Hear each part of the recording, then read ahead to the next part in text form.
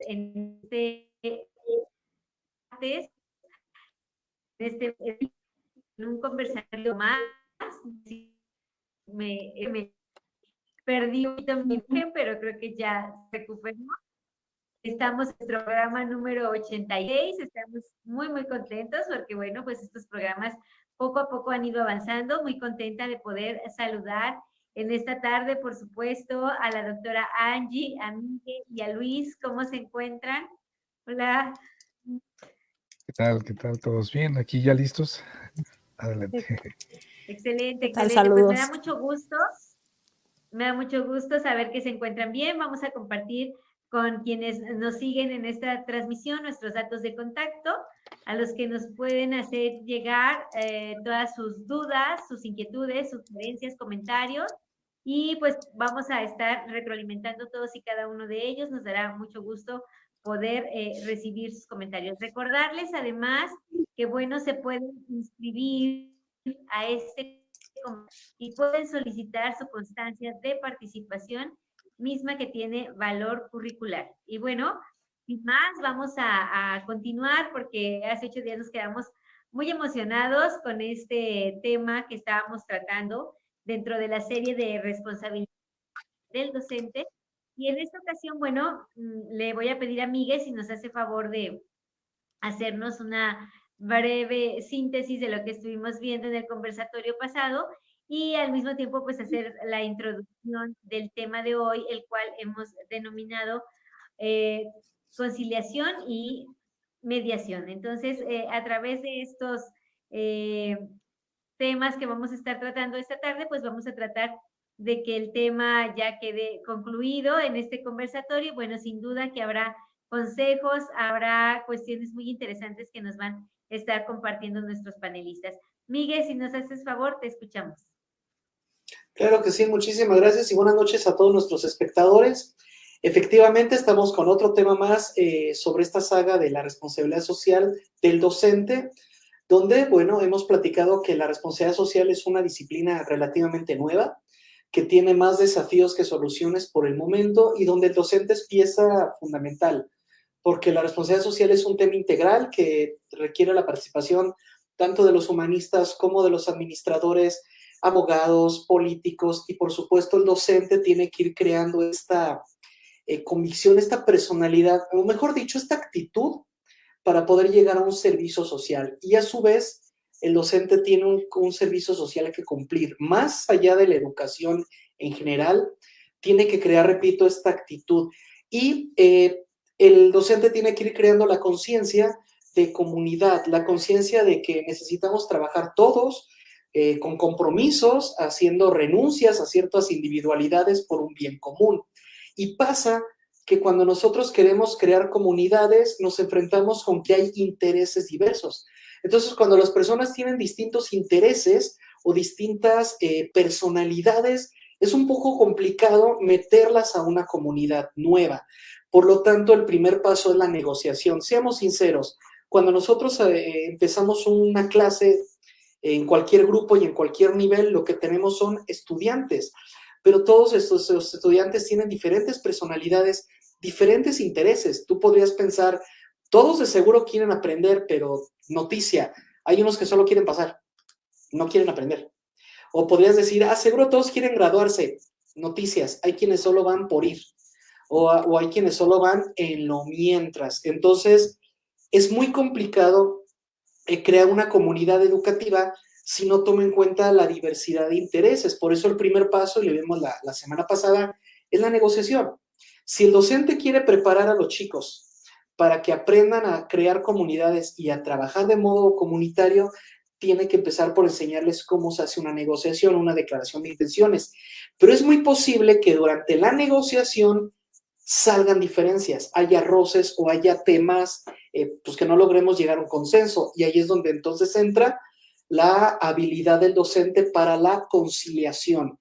No podemos rendirnos, no podemos decir, pues es que este grupo me tocó difícil, este grupo no quiere trabajar en equipo, porque lo escucho seguido, colegas que dicen, es que ese grupo no sabe trabajar en equipo, y en mi cabeza lo traduce como, tú, profesor, no sabes crear comunidades. no sabes crear negociaciones o no sabes conciliar. Entonces, yo creo que el día de hoy va a ser muy padre, va a ser muy importante que todos nos vean, porque vamos a llegar a eso, porque la parte teórica está muy bonita. Hay que crear comunidades, hay que hacer negociaciones y hay que conciliar desacuerdos. Ajá, pero ¿es tan fácil? ¿Cuáles son las complicaciones? ¿Cuáles son las polémicas? Sobre todo, y con esto les cedo la palabra, creo yo que en la actualidad es mucho más difícil la negociación, porque tenemos chicos, y ya algunos adultos ya se sumaron, a algo que se llama crisis de identidad. Y lo podemos observar, el hecho de que sugieran palabras nuevas como el leye, género no binario, está muy bien. De hecho, yo celebro eso porque implica que las nuevas generaciones ya no quieren aceptar las etiquetas actuales. Pero el problema es que inventan etiquetas que tampoco están bien definidas. Entonces, aceptan que tienen problemas de identidad creando identidades problemáticas, cuando lo correcto debería de ser modificar las identidades actuales, las etiquetas actuales, ampliar su definición, agregarle nuevas características para que los conceptos se vuelvan incluyentes. Pero lo que logramos llegar a hacerles entender a los chicos que no se trata de crear etiquetas, sino de expandir las existentes, tenemos que aprender a conciliar y a negociar con chicos que tienen un severo problema de identidad. Odian las etiquetas, lo hemos dicho en otros conversatorios, ellos no tienen un problema con los profesores, tienen un problema con lo que el profesor representa para ellos, porque los maestros ya tenemos unas etiquetas impresionantes. Y así como el alumno no quiere ser etiquetado, también los profesores necesitamos reetiquetarnos.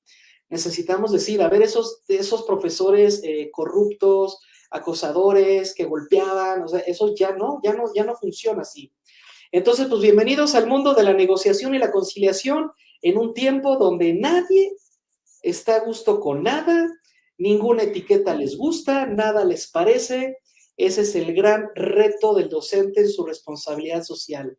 Negociar, conciliar y prepararlos para que cuando el maestro no esté, puedan ellos negociar y conciliar por su cuenta. Así que, pues dejo esto sobre la mesa y los dejo a ustedes que lo resuelvan. ¿Quién gusta? O si no están de acuerdo, pues también se vale, ¿no? Damas primero. También. Sí, yo quisiera escuchar a Asbeidi, que tiene un adolescente, ¿no? De esta generación. La negociación y la conciliación, ¿qué tal es para ti, Asbeidi? Ya no olvídate de como maestra, como mamá. Fíjate que cuando te escuchaba, ahorita que comentabas, cómo nos pasaba a nosotros cuando te decían, trabajen en parejas o trabajen en equipos. Siempre buscábamos, quizá, mi amiga, ¿no? O sea, con quien mis ideas van a coincidir o con quien llevamos buena camaradería, etcétera.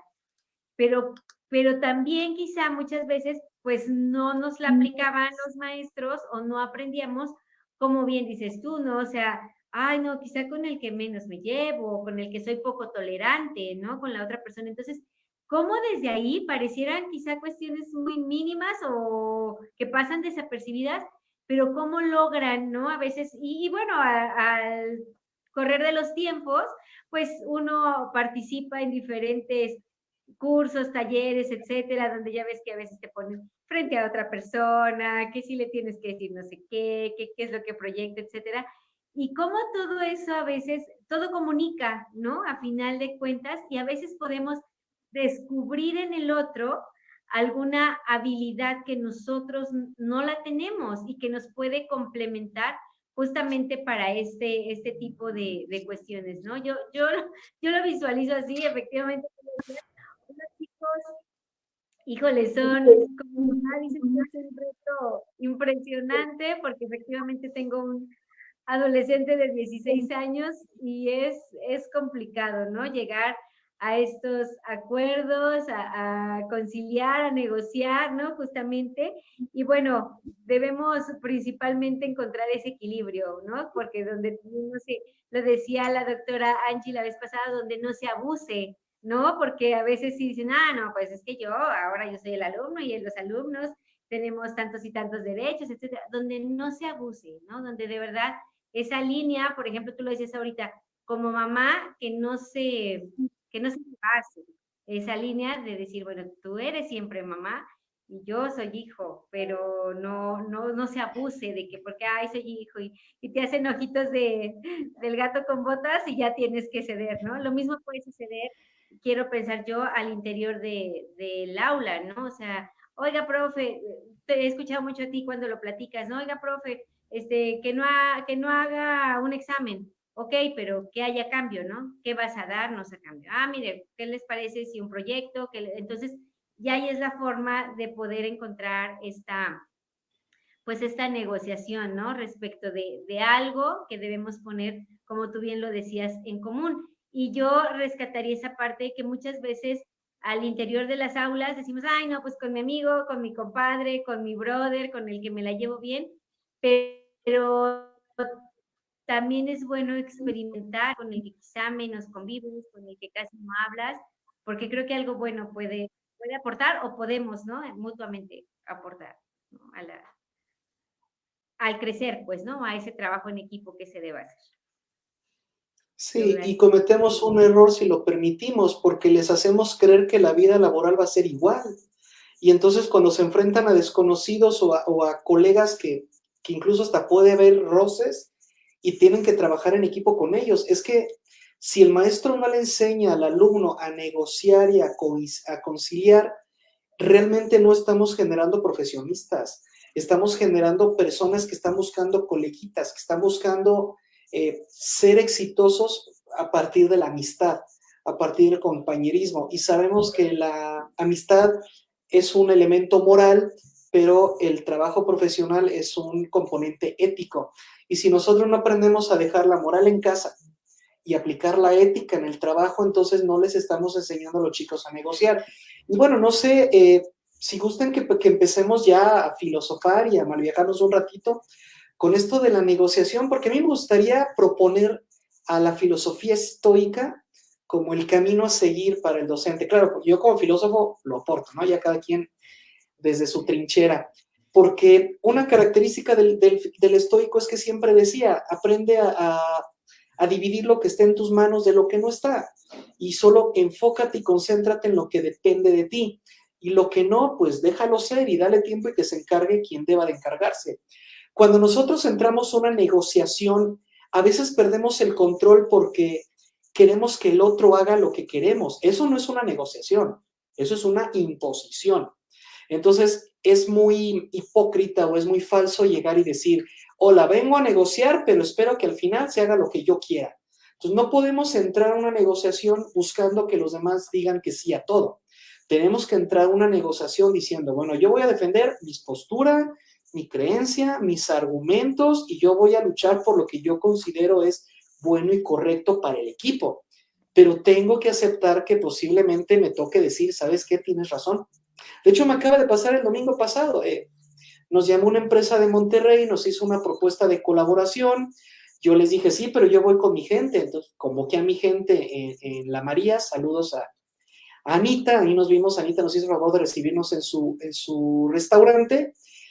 Y terminamos con algo distinto. Terminamos diciendo, bueno, vamos a olvidarnos del equipo de Monterrey y vamos a crear nuestra cooperativa, ¿no? Y eso es negociar. Tengo que aceptar que yo puedo llegar lo mejor preparado, pero eso no significa que el otro tiene que decirme sí a todo lo que yo diga. Entonces, primer consejo, y me gustaría escucharlos a ustedes qué opinan. Solo enfócate en defender tu postura, pero nunca intentes controlar al otro, porque entonces no es una negociación.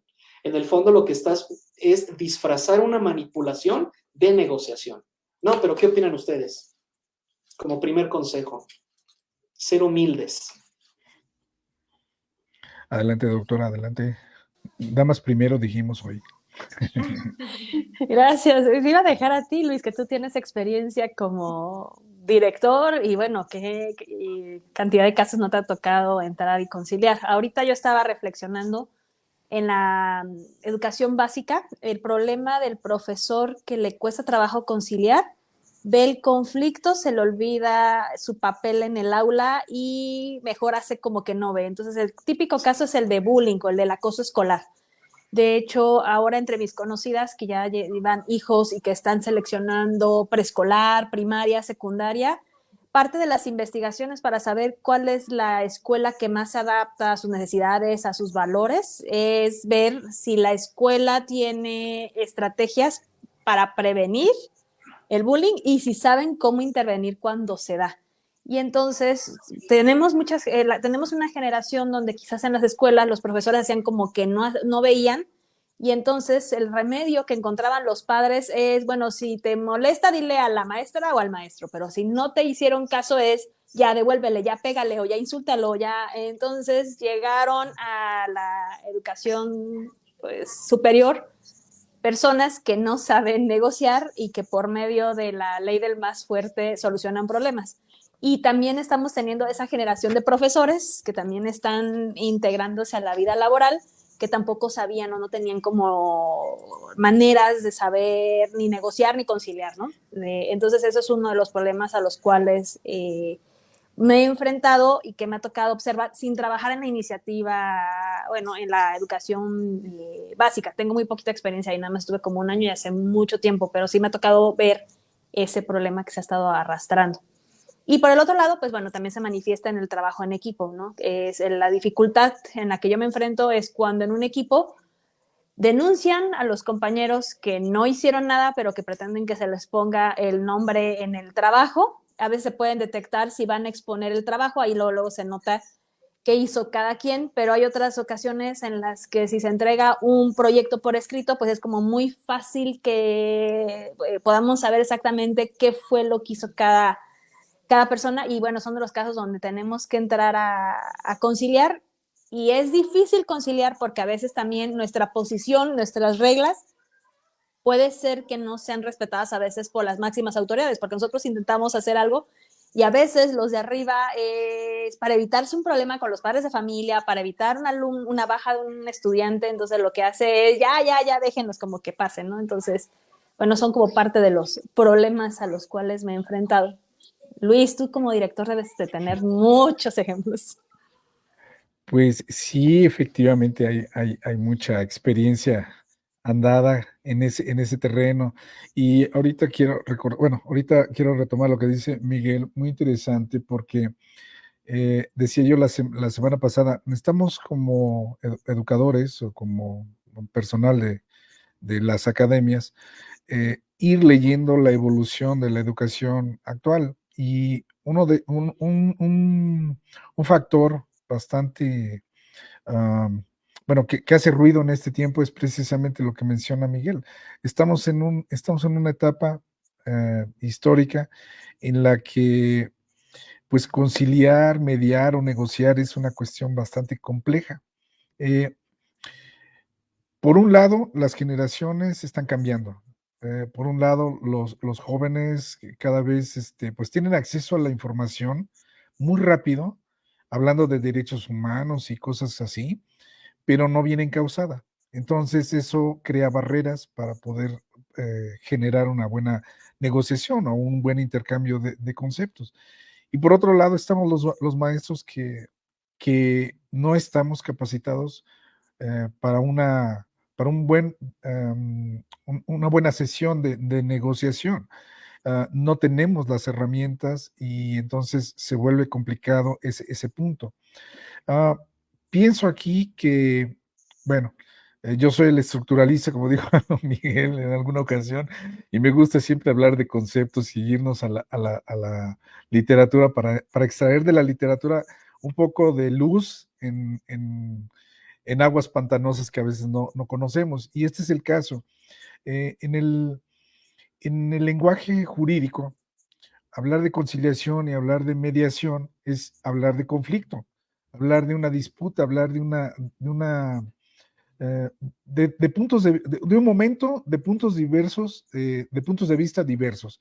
Entonces tenemos que conciliar, tenemos que buscar un acuerdo de voluntades, un acuerdo en el que ambas partes o las partes que estén involucradas pues lleguen a un consenso más o menos homogéneo, que digamos comparten todos. Si estamos hablando de comunidad, entonces todos tendrían que tener ese mismo objetivo.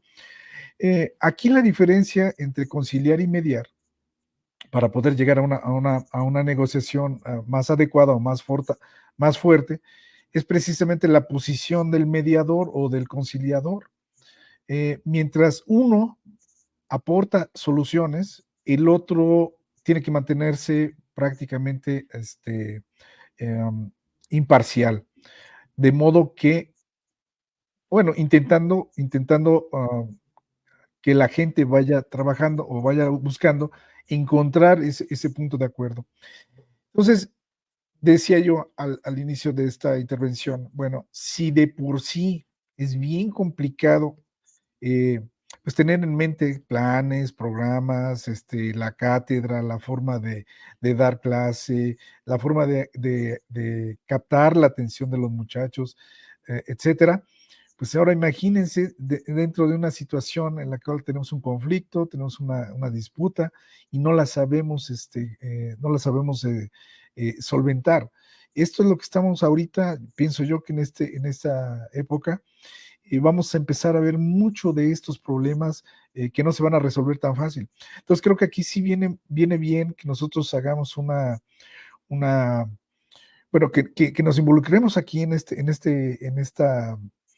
estos conceptos, en esta plática, para que al auditorio le quede muy claro cuándo es una conciliación, cuando se trata de una negociación, cuando se trata de una mediación, etcétera, porque lo que buscan es mejorar, o buscamos, es mejorar las condiciones tanto en el aula como que impacten también a la comunidad. No sé si me expliqué un poquito, pero bueno, creo que por ahí está un poco lo que vamos a tener que tratar ahorita. Y bueno, evidentemente cada concepto pues tiene su definición, que a lo mejor igual Miguel, desde su punto de vista de la filosofía, nos puede dar también otro tipo de definición un poco más amplia, que si no la reforzamos y la aterrizamos en el aula, que es lo que necesitamos para poder ir resolviendo tanta problemática que se ha suscitado y que hoy creo que se va a suscitar más con esto que mencionamos de los cambios generacionales y de la falta de pericia y la falta de conocimiento y de preparación de los docentes o de los nuevos docentes que se están incorporando a esta actividad. Si me permiten un comentario, Miguel, antes de que nos pases al siguiente consejo rápidamente, me quedé pensando en lo que decía la doctora respecto de precisamente estas cuestiones de bullying, y en donde no solamente los docentes como tal, digamos, tuvieran esa responsabilidad. El otro día yo escuchaba una nota donde creo que un chico falleció y decían ellos, no sé la verdad si sería el director o quién decía, no, pues es que aquí nosotros no tenemos el apoyo psicológico.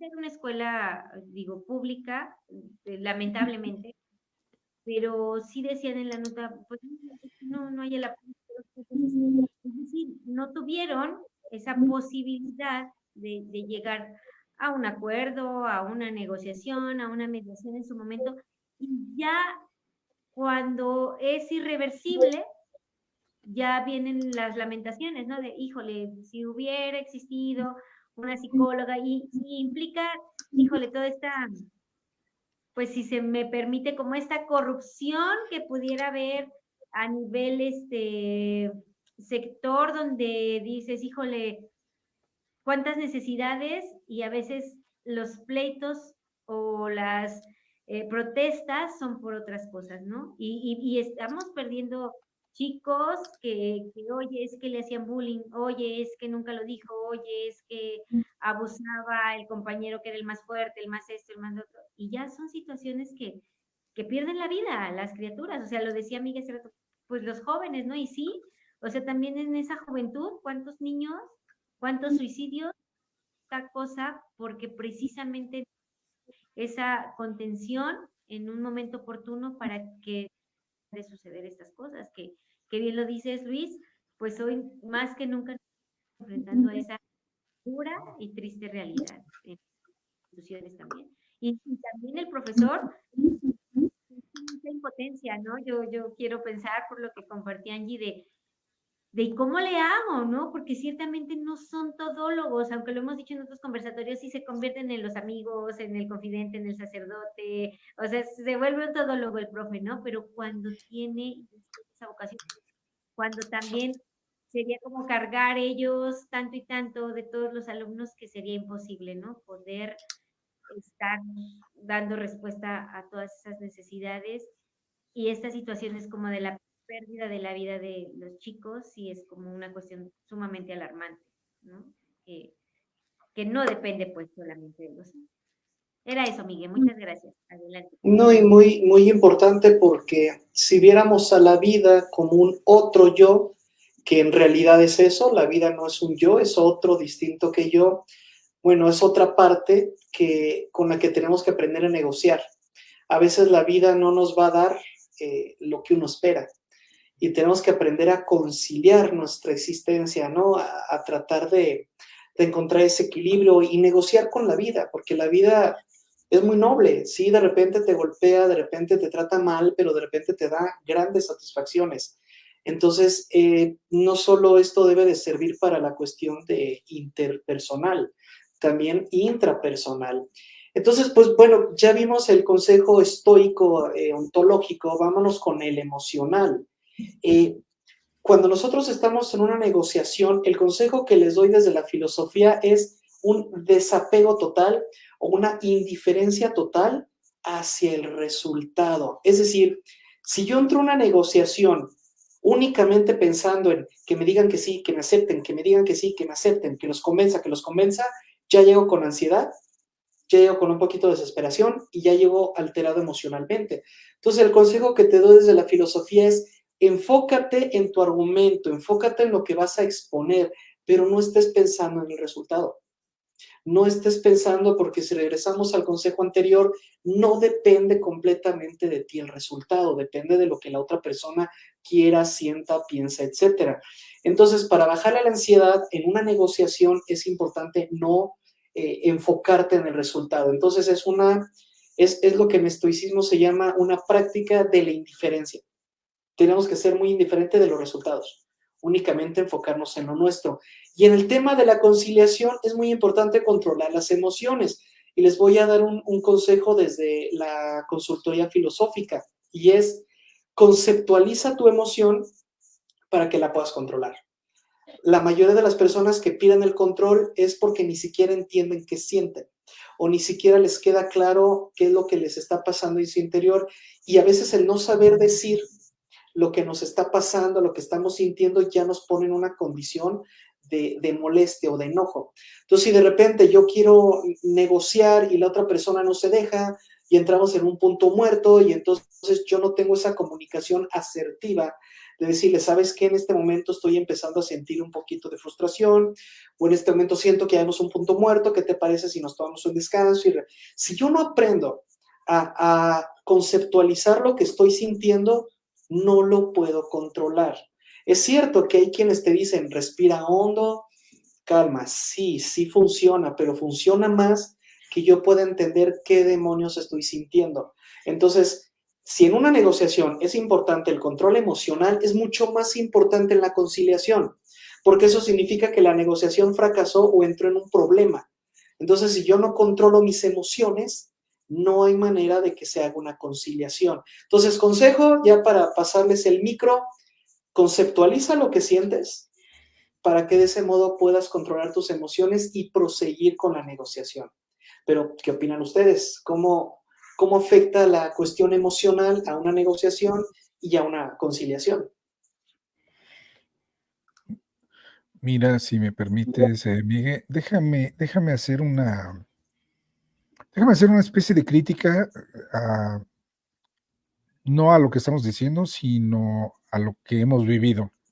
Creo que el concepto de negociación ha sido manejado en las escuelas y en el sector laboral como una herramienta de ganar, sin pensar en los oponentes. Digo, si el oponente hay que ganarle al oponente siempre. A la competencia le tenemos que ganar, le tenemos que comer el mandado, necesitamos hacer la venta siempre. Entonces, hay técnicas en negociación o en el área de negocios, se orienta al alumno a que sí tiene que ganar, a que sí tiene que encontrar el objetivo, y el objetivo pues es vender, ¿no? O lograr la venta. Entonces se les entrena para realmente ganar y se les entrena realmente para vender y para lograr ese objetivo.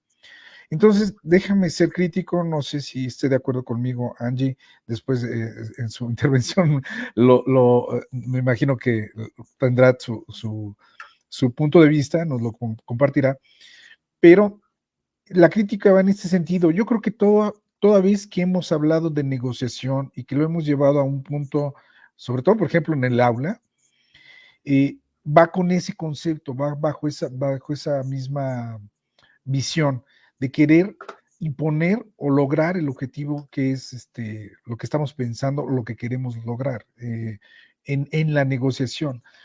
Y si estamos hablando de responsabilidad social, yo pienso que sí deberíamos de pensar primero en la comunidad, en lo que es el beneficio para los demás y después en el beneficio de la venta o mi beneficio personal.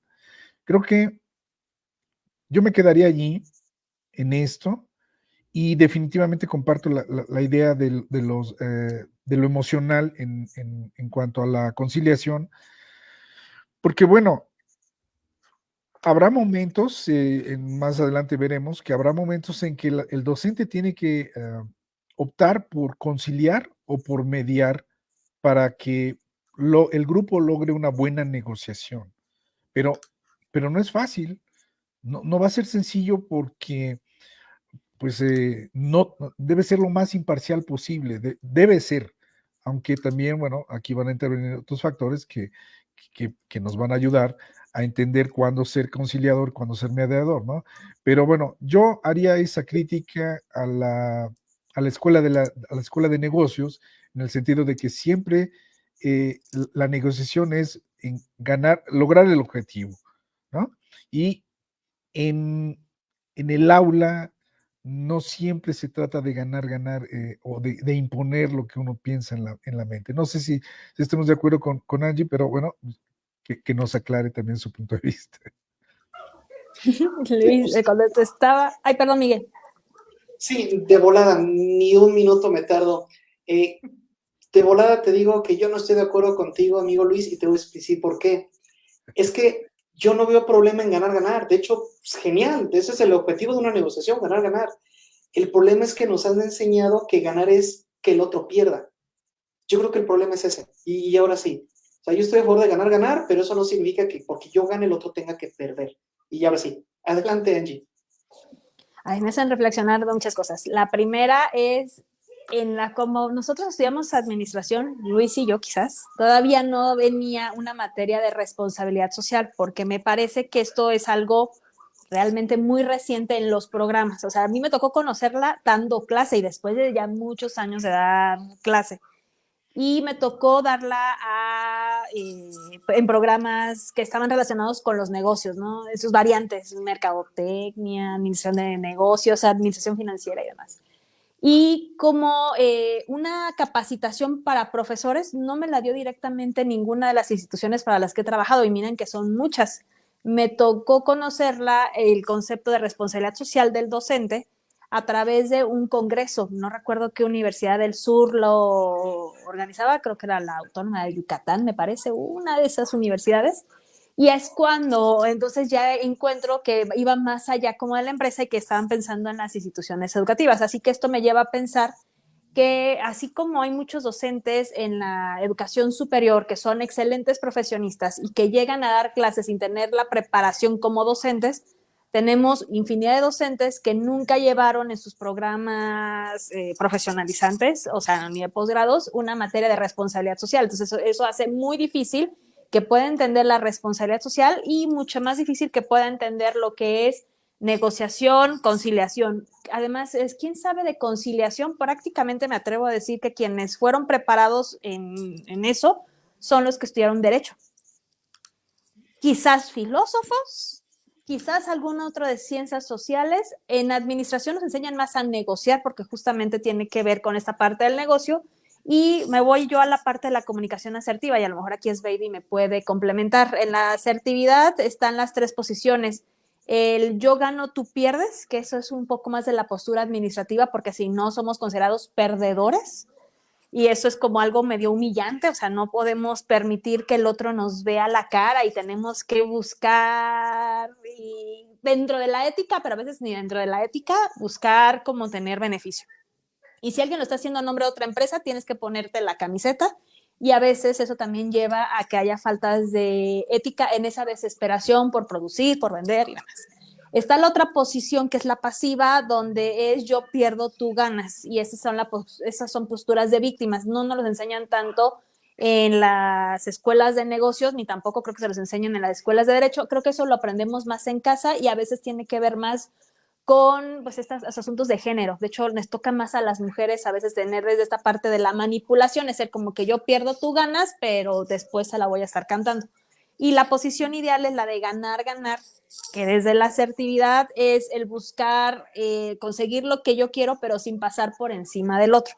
O sea, hablamos que esas son las posturas ideales, pero son muy difíciles de poder alcanzar.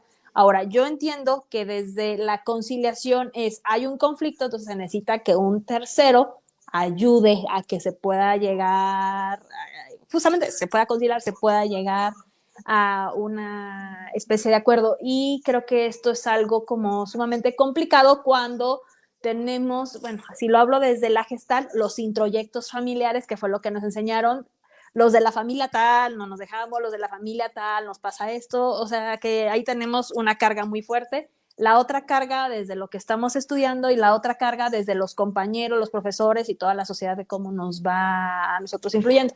Hablaba Miguel de esta parte emocional, que es la parte de la psicología, pues creo que tenemos un enorme problema porque hay un libro, hasta se me olvidó el nombre del autor, pero habla de la sociedad del cansancio. Entonces estamos, creo que, con personas que viven estresadas, viven con con esta vida rápida. Entonces eso hace muy difícil el podernos percatar incluso de que estamos sintiendo y que podamos confundir a veces miedo con enojo, tristeza con enojo, o sea, que el enojo llegue constantemente como a cubrirnos otras emociones con las cuales nos podemos sentir muy vulnerables y eso a veces nos hace perder la cabeza a la hora de comunicarnos con el otro y mucho más cuando se trata de llegar a acuerdos. Entonces es como regresar a nuestro centro, como es el volver a trabajar en nuestro autoconocimiento, volver a reconocer desde las sensaciones en nuestro cuerpo, luego poder ver qué pensamientos cruzan por nuestra mente, porque también luego los pensamientos pueden hacer que una cosa pequeña se haga más grande en nuestra mente y entonces así lo manifestamos y luego pues esta parte de cómo lo decimos y también nuestra conducta que puede llegar a hacer. Pero bueno, cedo la palabra para ver ustedes qué opinan.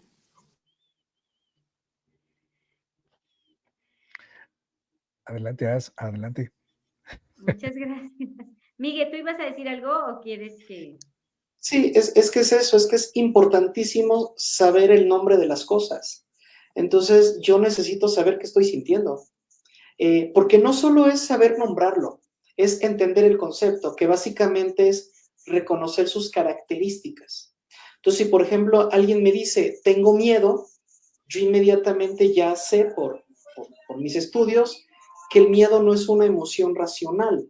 Cuando alguien me dice es que tengo miedo, suponiendo que está usando bien la palabra, yo lo interpreto como, es que en este momento su lado más instintivo, su lado animal, se sienten inseguros, su instinto de protección está actuando. Entonces yo reconozco que sus características son no está razonando. Entonces yo entiendo que si lo ayudo a razonar, el miedo desaparece. Porque cuando tenemos un afecto irracional, pues hay que intentar por un acceso racional. Entonces, es muy diferente si alguien en lugar de decirme tengo miedo, me dice, es que ¿sabes qué? Estoy cuidándome. Ahí me suena que la persona está siendo racional, porque el cuidado ya no es primitivo, ya implica que la persona ya está buscando la manera de protegerse, de no cometer errores. Entonces, si alguien me dice, es que ¿sabes qué? En este momento no quiero negociar contigo o encuentro difícil la conciliación porque me estoy protegiendo de lo que me dices. O sea, fíjate qué diferencia. Entonces, estoy de acuerdo, cuando nosotros sabemos el nombre de la emoción y sus características, la negociación y la conciliación es mucho más fácil. Y eso me lleva al tercer consejo también de los estoicos, la empatía, la comprensión y el entendimiento. Entonces, quiero empezar por diferenciar entender de comprender. Me gusta explicarle a mis alumnos a modo de jueguito, a modo de chiste, les digo, a ver, si yo me pongo a hablar en un lenguaje que ustedes no conocen, ¿me van a entender? Y les digo, per esempio, si yo estaré parlando en italiano, poi me potrei capire tutto quello che avevo detto, y se me quedan viendo todos con cara de, no te entendí. Exacto, para que dos personas se entiendan, deben saber lo mismo. Si tú sabes cosas que yo no sé, ¿cómo quieres que te entienda? Y eso te va a pasar, Asbeidio, ya te ha pasado y le va a pasar a Angie y a Luis le pasa. Cuando de repente ustedes como papás dicen, es que no entiendo a mis hijos, porque ellos saben cosas que no te han contado. Y mientras no te las cuenten, para ti es como, no entiendo. Y al revés, también a veces los papás no quieren contar su vida pasada, no quieren contar lo que han vivido. A veces los papás y las mamás como que se cierran, como, no, que mi hijo no sepa lo que yo he pasado. Pero luego sí le dices a tu hijo que te entienda. Es como, papá, ¿cómo te voy a entender si yo no sé lo que tú viviste? Entonces, cuando nosotros empezamos a reservarnos, no es posible el entendimiento. Entonces, es importante primero entender que hay que entenderse, pero comprender es otro asunto, porque ya se va involucrando tu ser. Un ejemplo que me gusta decir, estamos en un juicio, llega el abogado y dice, bueno, esta persona entró a su casa, sorprendió a su pareja poniéndole el cuerno con alguien más, perdió la cabeza, abrió el cajón, sacó la pistola y mató a los dos. Entonces yo le pregunto a todos, ¿entendieron lo que pasó? Y me dicen, sí, profe, sí entendimos. Ahora la pregunta es, ¿lo comprendieron? Es decir, ¿ustedes hubieran hecho lo mismo? Y mis alumnos que están fríos en ese momento dicen, no, pues claro que no, no lo hubiéramos hecho. Porque para que tú comprendas algo, significa que te pusiste en su lugar y que dirías, sí, yo lo justifico. Yo creo que eso es digno, yo lo haría también. Y entonces así llegamos a la empatía. Entonces, si queremos, ¿cuál es el objetivo de que yo aprenda mis emociones, que aprenda cómo se llaman y cómo se comportan, para que el otro también yo le pueda decir, es que sabes qué, mira, a mí me pasaba mucho cuando estuve casado que le decía a mi ex esposa, es que mira, yo entiendo lo que te está pasando, en este momento tú ya estás desesperada y yo sé que a ti te gusta resolver las cosas antes de irnos a la cama, pero déjame decirte que ya estamos en un punto muerto. O sea, si quieres podemos seguirnos desvelando, pero ni tú ni yo vamos a sacar, porque ya emocionalmente estábamos cansados. ¿Qué te parece si nos damos un break? Y entonces ella decía, gracias por transmitirme lo que tú estás sintiendo. Yo pensé que no te importaba. Ahora me estás diciendo que igual que yo estás cansado, vámonos a dormir. Claro, no estoy diciendo que siempre sea así de fácil, pero a mí me funcionaba con Karen, que cuando yo le decía, me ponía mi plan filósofo, es que mira, lo que estamos sintiendo es así, así, así, y se siente así, así, así, y va a provocar esto y esto, al ella saber lo que yo sabía, entonces ya nos entendíamos, podíamos ir a una comprensión y por último poder llegar a la empatía y entonces negociar o conciliar. Es imposible de verdad a veces ganar una conciliación si yo sé cosas y el otro no. Y pasa con los pacientes, y los que han dado terapia no me dejarán mentir. Todos los pacientes o te mienten o te ocultan cosas. Y luego cuando por fin descubres, dicen, es que sí, eso pasaba. Y tú así de, si me hubieras dicho desde un principio, te hubieras ahorrado tantos años de terapia. Entonces necesitamos nosotros para negociar y conciliar, tratar de ser lo más claro, entender, no ocultar cosas. Necesitamos generar empatía, les prometo, por eso es mi postura y con esto les cedo el micrófono, pero yo les prometo que si generas empatía en el otro, es mucho más fácil negociar. Ya por último, porque me acaba de pasar, iba en la motocicleta y un carro se me cerró y yo le pité y le dije, hermano, ¿qué te pasa? Oye, usa tus espejos. El conductor sale, saca su brazo y me dice, hermano, perdóname, llevo a mi hija al hospital, estoy bien alterado, estoy muy nervioso. En ese momento le dije, hermano, no te preocupes, pásale, por favor. Porque él me explicó, porque ya sé lo que le estaba pasando, ¿cómo no lo voy a entender? Si se fijan, el simple hecho de que él me explique ayudó a la conciliación. Entonces, ese es solo un ejemplo y me gustaría escuchar su opinión. En resumen, empatía a través del entendimiento, comprensión y entonces ahora sí llegamos a la negociación y conciliación. ¿Qué opinan? Complejo, muy complejo, porque estamos hablando de una diferencia de edad bastante representativa.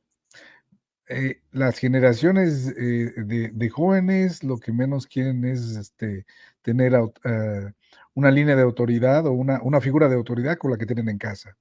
Entonces, esa es una de las primeras barreras para esa empatía. Entonces, aquí más bien yo creo que la reflexión es, nosotros como profesores debemos de buscar la forma de, de poder llegar a un proceso o poder establecer esa relación empática con los alumnos, precisamente para poder lograr esa, esa conciliación o esa negociación en la que estamos, porque pues pasa, ¿no? Sabemos que en casa eh, la figura de los papás es, hay que estar en contra de esa figura normalmente en la adolescencia. Es como la regla general entre los adolescentes y eso los tenemos en clase, pues imagínate, es lo que menos desean ellos. Y sin embargo es bien curioso porque es lo que van buscando. Aquí, Es otro detalle. No quieren tener a la figura paterna o materna en el aula, sin embargo, buscan a esa figura, buscan quién sustituye esa figura. Y se te acercan y te piden el consejo y es, es de decirles, oye, pues si eso te lo debe decir tu papá o tu mamá, ¿por qué vienes a preguntármelo a mí, que soy tu profesor? Pero yo creo que aquí es donde precisamente un consejo o un comentario que podemos aquí ofrecer tipo consejo es que siempre que llega una persona, un alumno a solicitar o a preguntar, ese es el momento clave, ese es el momento de la verdad en la que el profesor tiene que aprovechar para establecer un buen canal de empatía. aquí sí voy a estar un poquito en desacuerdo contigo, amigo Luis, porque me ha funcionado. Yo sé que no te sorprende porque tú y yo hemos platicado desde que iniciamos el conversatorio con Asbeidi. Hace ya, ¿qué Asbeidi? Ya casi 100 programas. Sí. ¿Se acuerdan? Ustedes no me dejan mentir que yo siempre he dicho, es que el maestro debe dejar de ser maestro, tenemos que reinventarnos, ya hay que acabar con la figura de autoridad, tenemos que ser equipo, bla, bla, bla. Es que me funciona. Mira, llegué a un grupo nuevo, me dieron, profesor, el profe renunció, ¿quieres el grupo? Le dije, échamelo.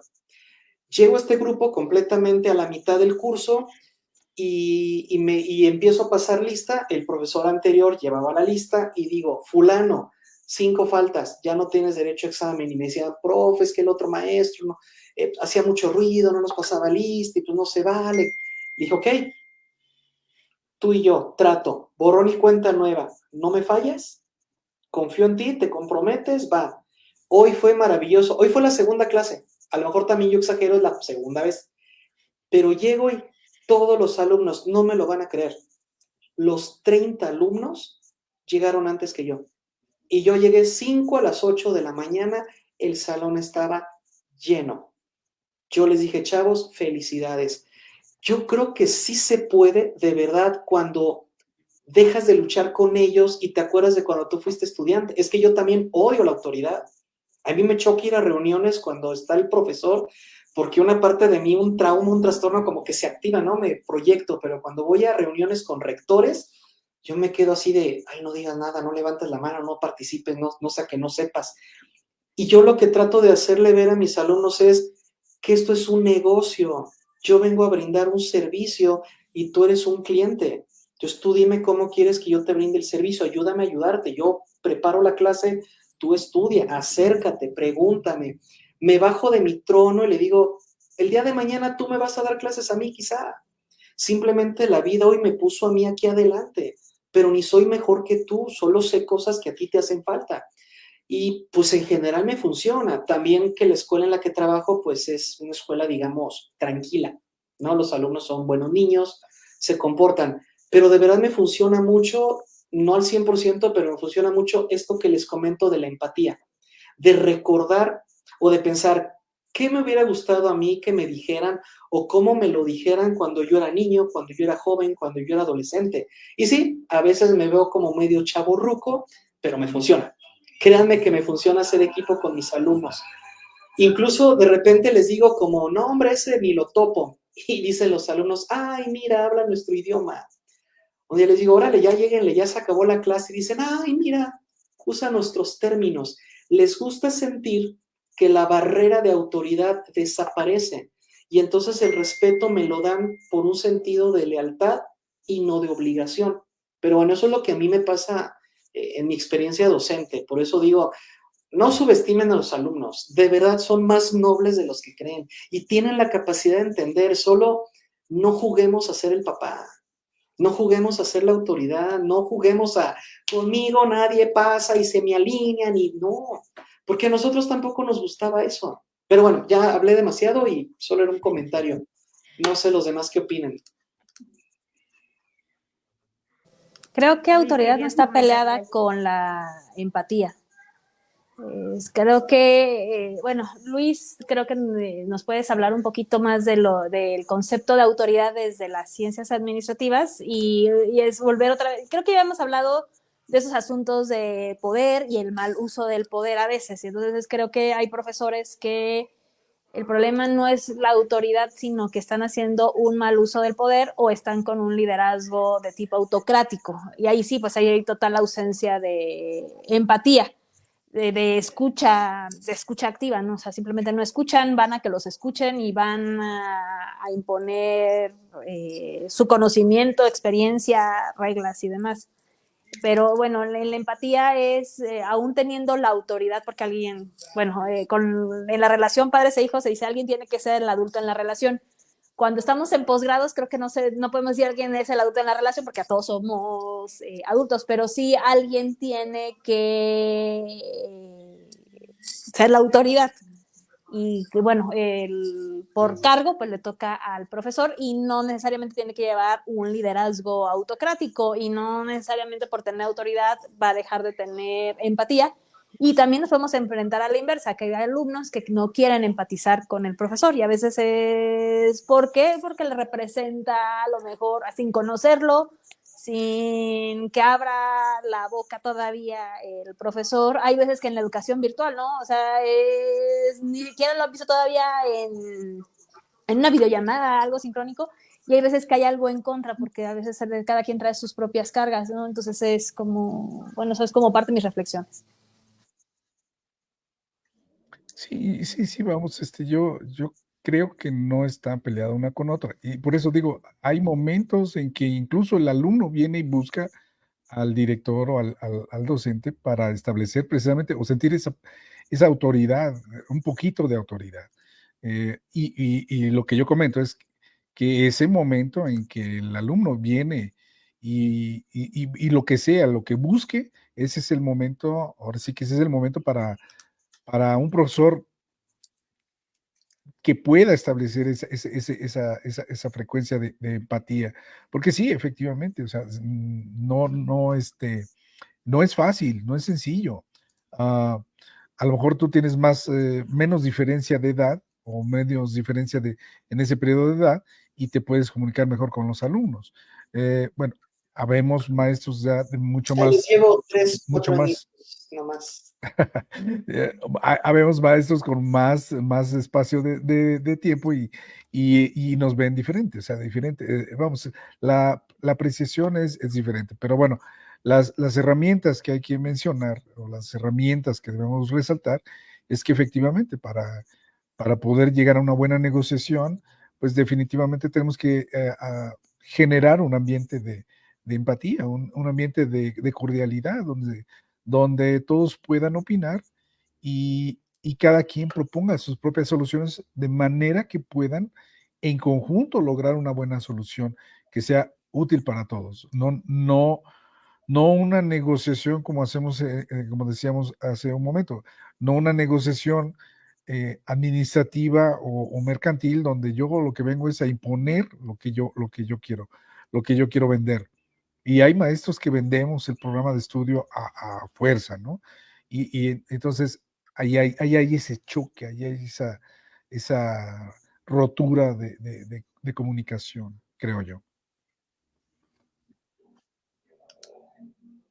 Se nos está Y bueno, acabando el tiempo. ¿Me permites, yo Alvin, dejo esa pasar para al mi cuarto última. y último consejo? Adelante. Adelante, adelante, sí. El último, para no quedarles a deber. Siempre les quedo a deber. Ya hablamos de la postura ontológica, ¿no? Aprende a diferenciar lo que depende de ti. Luego vimos la cuestión emocional, ¿no? Conceptualiza tus emociones, cálmate. Luego pasamos a la cuestión de la empatía, de entender y comprender. Y yo creo que lo ideal para cerrar es el elemento de la ética, ¿no? Es decir, debes de salir de la negociación con dignidad y con honra. O sea, tú no puedes decir, ay, mira, gané la negociación. Pues sí, pero mira qué mal te viste, mira cómo llegaste. ¿Cuántas veces a veces terminamos ganando un debate o una discusión, pero nos vemos mal? O sea, terminamos insultando, terminamos ofendiendo y dices, pues sí, gané la negociación, pero perdí mi dignidad, mi integridad, mi imagen. Entonces yo creo que el cuarto elemento es nunca olvides que debes de mantener la virtud. Nunca olvides que debes de mantener la honra y eso te lleva desde saber perder hasta no ofender, respetar las reglas de un debate, las reglas del respeto, las reglas básicas, mantener la integridad y la honestidad, porque también es posible que pierdas quizá la negociación o tengas que ser tú quien más ceda, pero a la hora de cumplir no lo hagas, como decir, pues acepto que perdí, pero no lo voy a hacer. O sea, no. Entonces es bien importante que el maestro enseñe a que en el triunfo o en la derrota sea de manera ética y que lo más importante de cualquier negociación es tu integridad. Y eso lo estudiamos en derecho. En derecho nos enseñan eso, que el derecho existe para mantener el honor, porque hace muchos años, antes de que existiera el derecho, la gente daba su palabra y la palabra valía.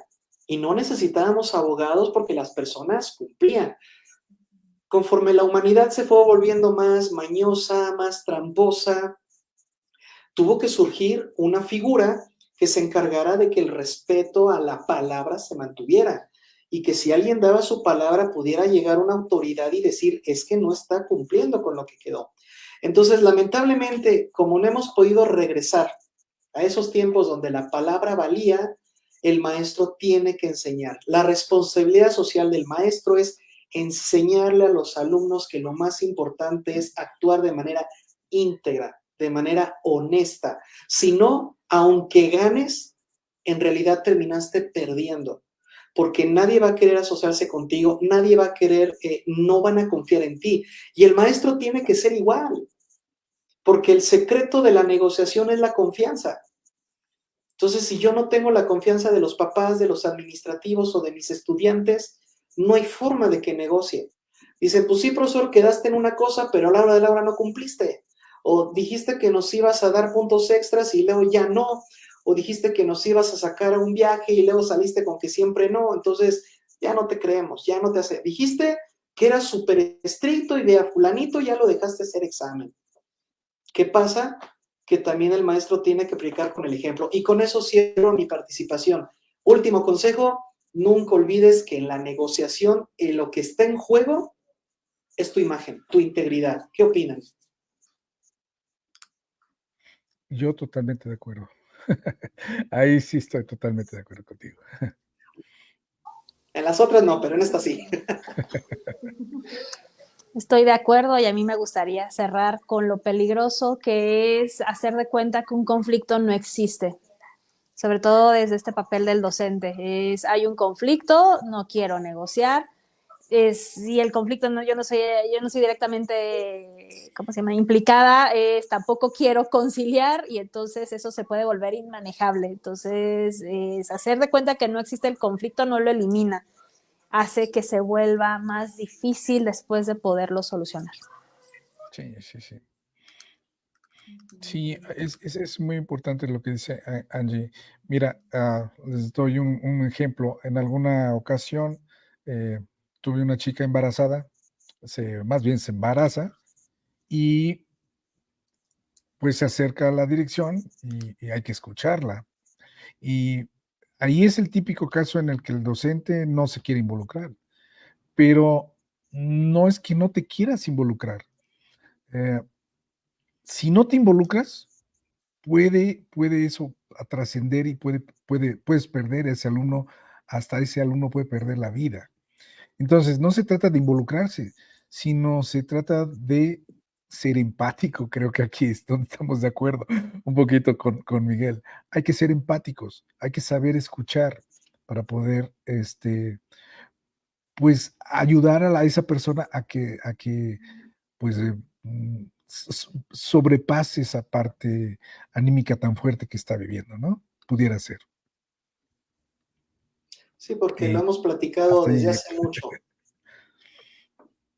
Vuélvete el maestro que quisieras para tus hijos, ¿no? Yo creo que eso es lo que dice Luis, la mejor empatía es ser maestro que quieres para tus hijos. Entonces, pues sí, si tienes una alumna embarazada, pregúntate, ¿y si fuera mi hija? Entonces, sí, excelente cierre, amigo Luis. Muy, muy bonito. Muy bien. Excelente. Pues muchísimas gracias, sin duda un conversatorio muy enriquecedor. Agradecemos la presencia de Luis, de la doctora Angie, de Miguel. Muchas gracias por acompañarnos en este martes y recordarles a nuestros amigos que nos están sintonizando que tenemos una cita el próximo martes en punto de las 7. Hasta la próxima y que tengan una excelente noche. Hasta la vista.